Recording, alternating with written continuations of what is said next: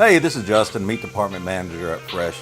Today I'm going to show you a few cooking techniques on some different proteins. We have pork, halibut, wagyu, puebla, marinated, and we have a few accoutrements, bacon wrapped potatoes, and some bacon wrapped veggies.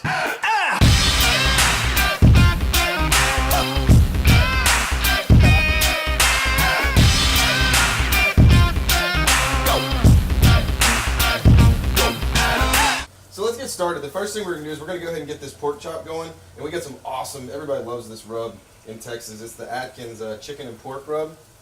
And I think we'll go ahead and get the pork chop cooking because it's your longest ticket time. And that's one thing that's really important when you're cooking at home, is making sure that you're hitting the grill or hitting whatever cooking apparatus you're using.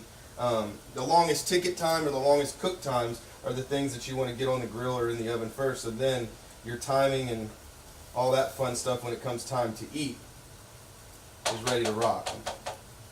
So pork chop, that sound good? Oh yeah. Good? And on your pork, that's a Hormel natural choice pork.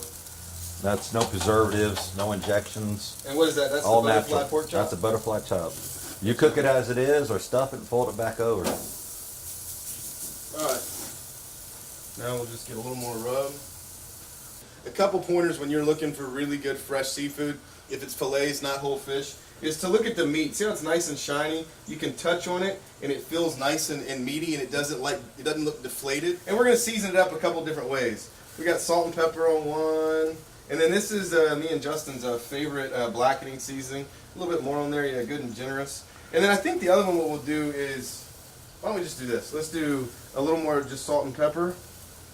And then one thing that everybody's always so nervous about when they cook fish on the grill is it's either too oiled and it flames up and gets all that nasty black smoke that no one likes, or it sticks.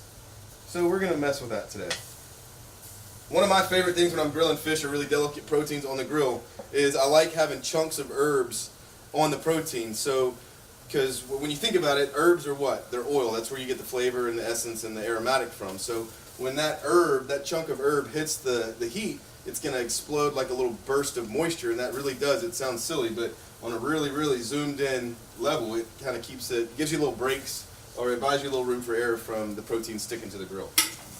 So now we've got a really hot grill. I'm going to put a touch of oil on those. I'm just going to put a little bit of grapeseed oil on it.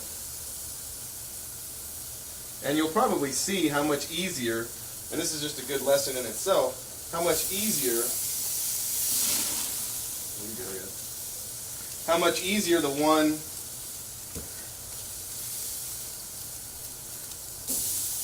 that has herbs on it will cook and come off the grill and not stick, opposed to the other ones. Okay, so what we're going to do now is we're going to close this up a little bit, Justin. We're going to let that get good and hot in there, because high heat's really important when you're cooking proteins, especially the more delicate they are, because the hotter it is, the less likely it is to stick. Okay, so we got here is American Wagyu. This here is a breed called Akaushi. That's a beautiful cut. It is. It's got a super healthy. You have benefits from oleic acid, your omega 3s.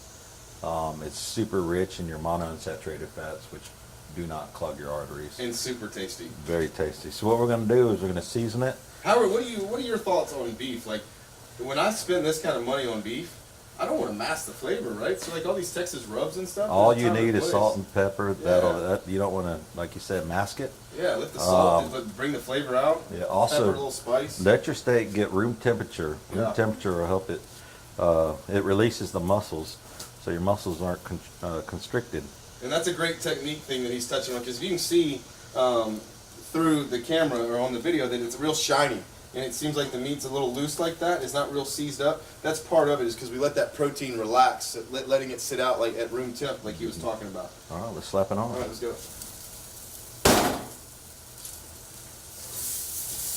right, so we're going to flip that, give that a little flipperoo. Also, another thing when it comes to grilling, guys, and also just cooking in the kitchen, so many people try and touch their food more than they need to, and that's where a lot of times it ends up sticking or tearing up, whatever. The less cooked or the less touched, the better. That cut of meat is called a sirloin flat. It comes off the T-bone, so it's not necessarily belly meat. It's just And you really won't find this anywhere else. We do we marinate with cilantro lime and a Puebla seasoning. So this is kind of one of your signature things. It is. It's super signature fresh. Methods are unheard of. We use a vacuum tumbler, which all the flavors just permeate inside the meat. Cool. That's beautiful. You know, we use fresh cilantro, fresh lime, and that's Angus beef there. So what would I do with this? I know we're going to show them, but I mean, is this something that like you would only do fajitas, or could I do like a carne asada kind of thing? You know, a lot of guests when they buy it, I bring it, hey, you making, fajitas? No, I'm just eating it like a steak, and it is just that good. You can eat it like a steak. When it's done cooking, of course, you want to cut it against the grain on a bias. Sure. And right now, it looks about done. It looks ready to go. So what we're gonna do, let's go ahead and pull this off. Grab that cutting board up there. And let's just go ahead and let this rest. Another tidbit, guys. Don't cut into anything, whether it's coming off the grill or in the oven. Don't cut into any cut of meat until it's rested for about 10 or 15 minutes. So Justin, you got these awesome bacon wrapped new potatoes that you have in the case, right? That's right. Beautiful side. All awesome. ready to go. Oh. And then what we also have here is these are the little vegetable bundles. What are these? Tell us about these. Okay, on the veggie bundles we have parsnips, carrots, and asparagus. We got them wrapped in bacon and got a little drizzle of olive oil and some salt and pepper. On the potatoes now, potatoes here, we actually did these in the oven. Potatoes 370, 40 minutes, and that bacon, it just marries to the potato. Yeah, and all that grease just winds up inside the potato. All that good bacon, smoky flavor. That's really good. So these are going to be our sides for our awesome little cookout, right? So guys, this halibut and fish is one of the things that people tell us all the time, and Justin, I know Justin too, is that people come in there and go, man, I want really good fish, but I always mess it up. Well, let me show you how easy it is. You saw exactly what we did. Look at that. It's not even sticking. So that, look how delicate it is. I just broke that in half. It's that delicate. And all you use with grapeseed, huh? That's it. And then this is the one that we put a little fresh herb on. Look at that. And if that flakes off a little bit, guys, big deal, man. It's just really good. It's also telling you it's pretty close to being ready. Okay, so now,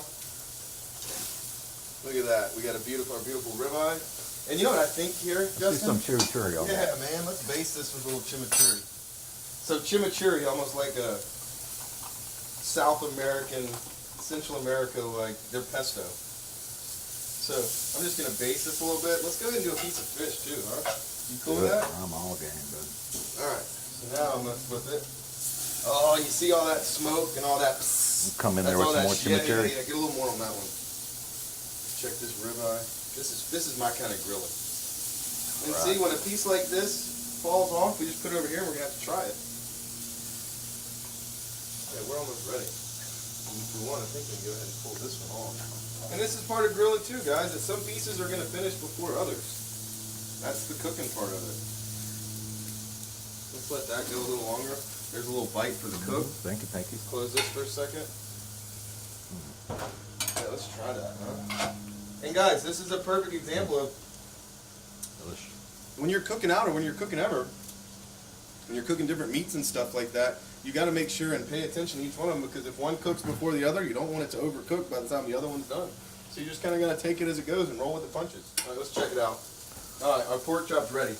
What I'm going to do, Justin, is I'm going to put that pork chop here, so we'll slice it up before we hit the platter if you're cool with that. And then this ribeye. It's ready. Yeah, man, I'm going to put that over here. Well, let's put it there. We might end up slicing it like that. And then I think this fish is ready too, man. Yeah, it is. What you're looking for, guys, and all fish is different, just like all steak cuts are different, but really what you're looking for when it comes to the fish being done is if it flakes off like that, that's a good sign. If it starts to split up, that's a good sign. When it feels, I don't know, it's hard to explain. Just a little give. Yeah, just got a little bit of give. All right, so we've got a great little cookout here. We're ready to sit down and eat. I got some great little bundles of vegetables and then some new potatoes wrapped with bacon that are an awesome little starch side for all these awesome grilled meats that Justin's going to tell us about. The meats right now, we got some chimichurri halibut, chimichurri pork. We got some blackened halibut, straight salt and pepper halibut. We got our fantastic cilantro lime fajita, and we got this beautiful Wagyu steak right here, cooked to perfection. That is yummy. I'll take that bite right there. I'll do it.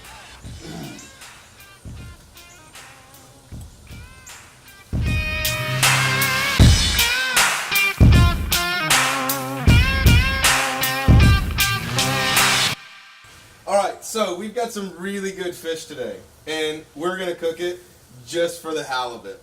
Just for the hell of it. Just for the halibut.